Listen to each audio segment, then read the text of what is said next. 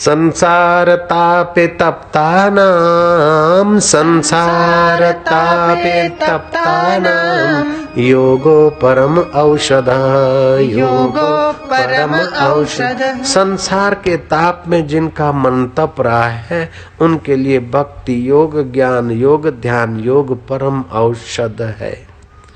धुंधुली ने अपनी बहन को कहा और बहन ने कहा, देख मेरे को तो अभी गर्भ है, मैं नाटक करूंगी कि मेरा तो गर्भ गिर गया, बेटा का जन्म होगा, मैं तेरे गोद में रख दूंगी।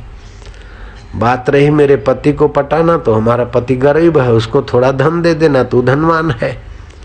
और तेरा पति तो बाहर जा रहा है, तो तेरी भी चुप मेरी भी चुप, और ये फल उठा के गाय को खिला दे।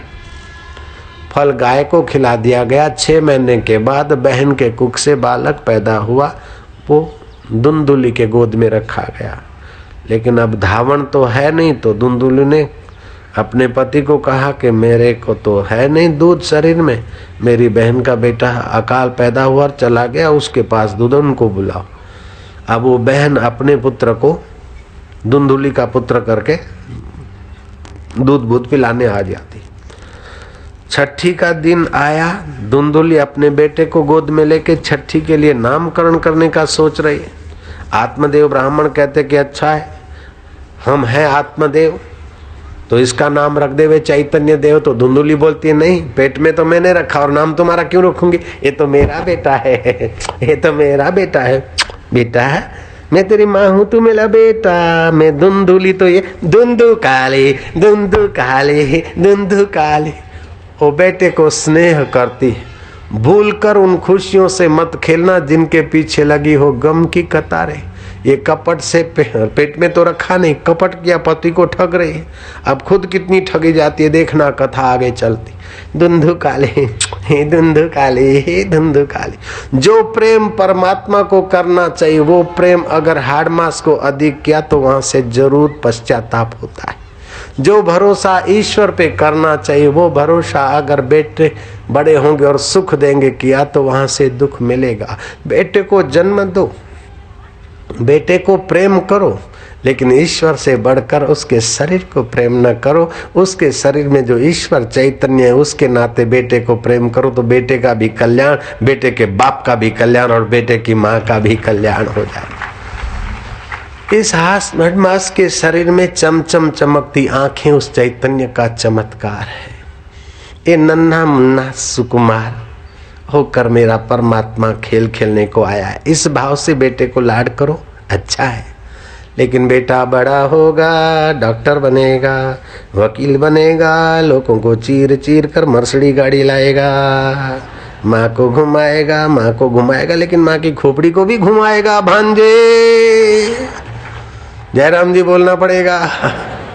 बेटा बड़ा होगा, डॉक्टर बनेगा, लोगों को चीर चीर के बंगले पर बंगला बनाएगा। ऐसा क्या बोलती है? बेटा बड़ा होगा, गरीब गुरबों की सेवा करेगा, भगवान की भक्ति और संतों का सत्संग सुनेगा, अपना 21 कुल तारेगा। ऐसी कोई लोरी दे। बड़ा होगा, गाड़ी लाएगा, माँ को घुमाएगा, बहन को दहेज देगा, वाला करो भाई डायो छे, पाटले बेसी ना आयो छे, पाटलो खसी पड़ो भाई हंसी पड़ो, बाबा हाला करो। माँ को घुमाएगा, गाड़ी लाएगा, मोटर लाएगा, लाडी लाएगा, गहने पहनाएगा। अरे जो लाडी लाए, गाड़ी लाए, गहने पर आए, उन्होंने क्या डिंग मार दी। तो तेरा भी बेटा गाड़ी लाएगा, लाडी लाएगा, गहने पहनाएगा, तो क्या हो जाएगा? तेरा बेटा तो ऐसा बने कि जिससे सारी सृष्टि उत्पन्न होती है, स्थित होती है और प्रलय होती है, फिर भी कुछ नहीं बिगड़ता। उस आत्मा को पाकर अमर हो जाएगा। ऐसी कोई दुआ कर दे बच्चे को। धन्य है भारत की वह नारी।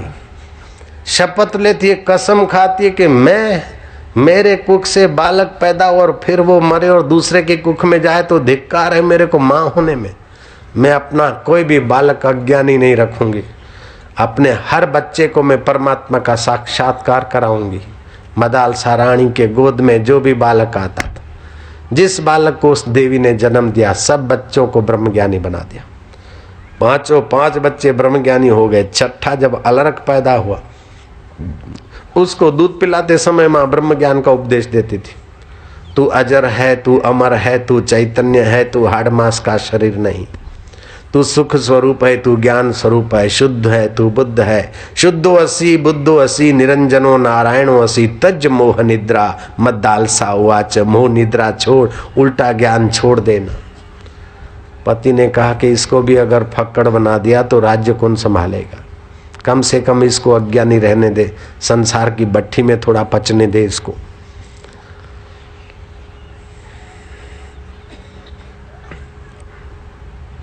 मदालसा सहमत हुई। बच्चा युवक हुआ, उसको उपदेश दिया कि मनुष्य को सूर्योदय के पहले बेटा उठ जाना चाहिए, बड़ों के आगे आदर करने से आयु विद्या बल यश बढ़ता है। अलर्क को मदालसा ने यह भी कहा कि मनुष्य को अपना मैला, अपनी गंदगी सुबह वाली नहीं देखनी चाहिए। मनुष्य को रास्ते जाते कोई गंदी वस्तु दिखे तो वहाँ से आँख हटा लेना चाहिए, सूर्य का दर्शन कर लेना चाहिए, अग्नि का दर्शन कर लेना चाहिए, या तो गुम्मट मंदिर के कलश का दर्शन कर लेना चाहिए, या तो किसी महात्मा का दर्शन कर लेना चाहिए। अगर ये सब संभव नहीं है तो भगवान का नाम उच्चारण कर लेना चाहिए। मन जहाँ भी कोई गंदी चीज़ देखे, कोई रास्ते में कुछ भी गड़बड़ देखे तो तुरंत अच्छा चिंतन करके मन को अच्छा बनाए रखना चाहिए। इस प्रकार का उपदेश देते देते बच्चे को व्यवहारिक ज्ञान में तो संपन्न कर दिया, लेकिन आध्यात्मिक ज्ञान दूंगी तो इसको संसार फीका लगेगा, राज भार नहीं वहन करेगा।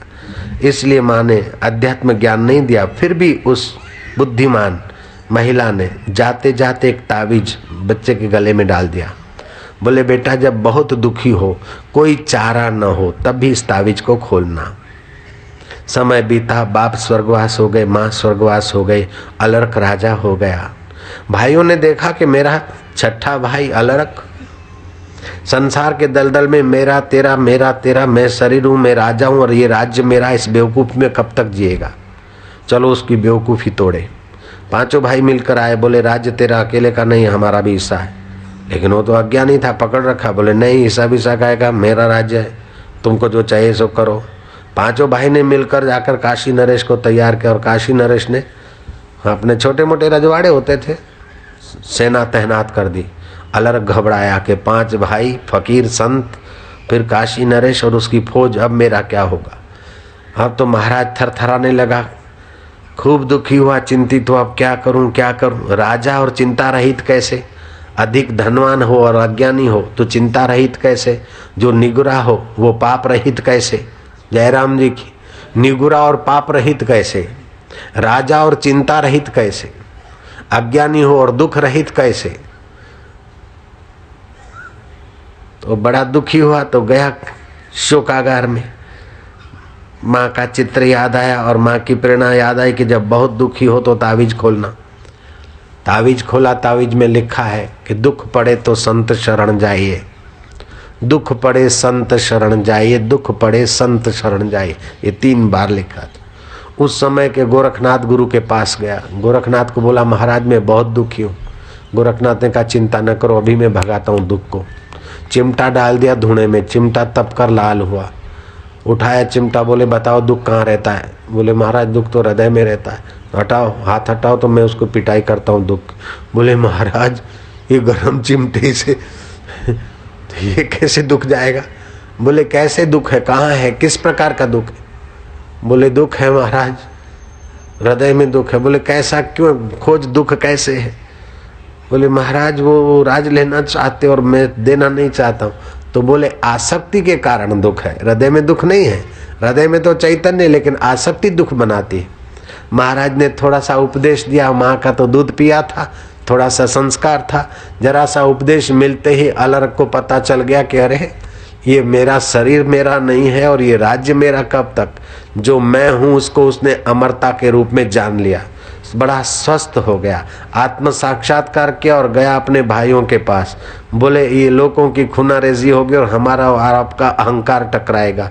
अब मैंने राज्य करके देख लिया, गुरुजी ने मुझे महाराज्य दे दिया है, अब मैं उस महाराज्य के आत्मराज्य के सुख में सुखी हूँ। ये झंझट आप संभालो, राज्य के 5 हिस्से नहीं करते, पूरे का पूरा राज्य आप संभालो। भाइयों ने कहा हमें तो असली राज्य मिल गया है, तेरी आसक्ति छुड़ाने के लिए किया था। पहले तू अज्ञानी राजा था, अब ज्ञानी राजा होकर राज्य करेगा तो प्रजा का भी भला है, तेरा भी भला है।